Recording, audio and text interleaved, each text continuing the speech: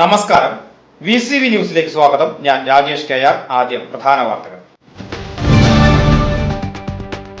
പ്രശസ്തമായ മച്ചാട് തിരുവാണിക്കാവ് ക്ഷേത്രത്തിൽ പുന്നമ്പറമ്പ് വിഭാഗത്തിന്റെ പ്രതിഷ്ഠാദിന മഹോത്സവം ഭക്തിനിർഭരമായി.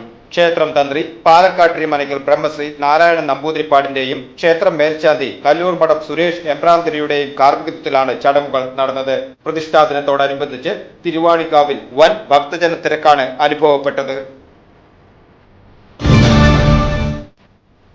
ഷൊർണൂർ നഗരസഭ വാർഷിക മെയിന്റനൻസ് ഫണ്ടിലെ വിവേചനം ആരോപിച്ച് കോൺഗ്രസ് കൗൺസിലർമാർ ഷൊർണൂർ ടൗണിൽ ഉപവാസ സമരം നടത്തി. KPCC ജനറൽ സെക്രട്ടറി KA തുളസി ഉപവാസ സമരം ഉദ്ഘാടനം ചെയ്തു. കൊടുങ്ങല്ലൂർ ഷൊർണൂർ സംസ്ഥാന പാതയിൽ വാഴക്കോട് മുസ്ലിം പള്ളിക്ക് സമീപം വാഹനമിടിച്ച് പുള്ളിമാൻ ചത്തു. ഞായറാഴ്ച പുലർച്ചെ 5 മണിയോടെയാണ് സംഭവം. 2 വയസ്സ് പ്രായമുള്ള പുള്ളിമാനാണ് കാറിടിച്ച് ചത്തത്. പൂങ്ങോട് ഫോറസ്റ്റ് ഉദ്യോഗസ്ഥരെത്തി മേൽ നടപടികൾ സ്വീകരിച്ചു. തിരക്കേറിയ ഓട്ടുപാറ ജംഗ്ഷനിൽ ട്രാഫിക് ഐലൻഡ് സ്ഥാപിക്കണമെന്ന് CPI ഓട്ടുപാറ ബ്രാഞ്ച് സമ്മേളനം പാസാക്കിയ പ്രമേയത്തിലൂടെ ആവശ്യപ്പെട്ടു.